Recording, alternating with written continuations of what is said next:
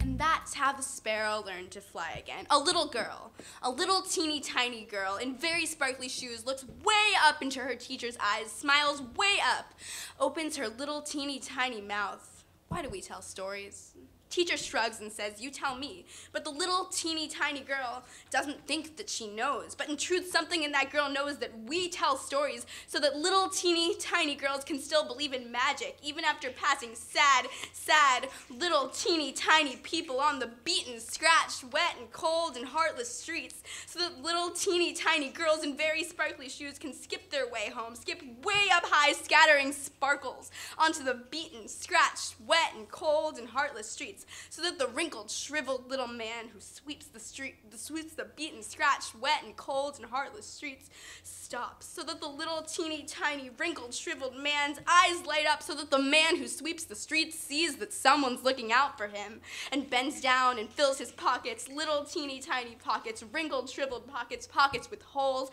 fills his pockets with the same stuff as the stars. So that the little teeny tiny man on his deathbed hands his daughter a Ziploc full of pixie dust, a little teeny tiny daughter who might have otherwise turned way dark, glows with pixie dust, twinkles, sparkles, decides to go to the first school dance because although she might not have been pretty, pixie dust made her beautiful. And kisses a boy, a little teeny tiny boy,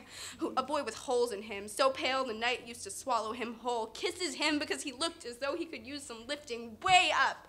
And when he looks at her, the boy catches some of the sand from the tall and monstrous beach he's never been to, walks the beaten, scratched, wet, and cold and heartless streets home, where his mother, for the first time in 2 way long years, sees her little teeny tiny boy smile.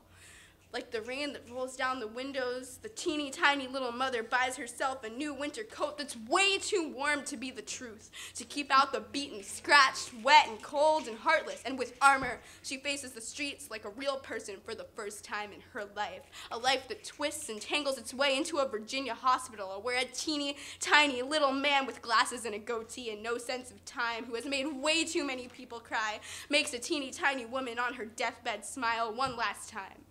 and hauls his life way out of the beaten, scratched, wet, and cold and heartless streets, and way out to the tall and momentous beach he's seen in his head for 30 way dark years, where a little teeny tiny sad man sells little teeny tiny ice cream cones to little teeny tiny happy people, holding surfboards and sipping pina coladas that spill and slosh the man's last little teeny tiny, with holes in them, good shoes. So the man walks barefoot through the beaten, scratched, wet, and cold, and heartless streets, leaving the crumbs of ice cream cones as he stumbles. And when the sun goes way up in the morning, a little teeny tiny sparrow that has been watching all along comes out from behind the brambles and the sparkles and the same stuff as the stars and the pixie dust and the sand, and eats the crumbs of an ice cream cone for little teeny tiny happy people,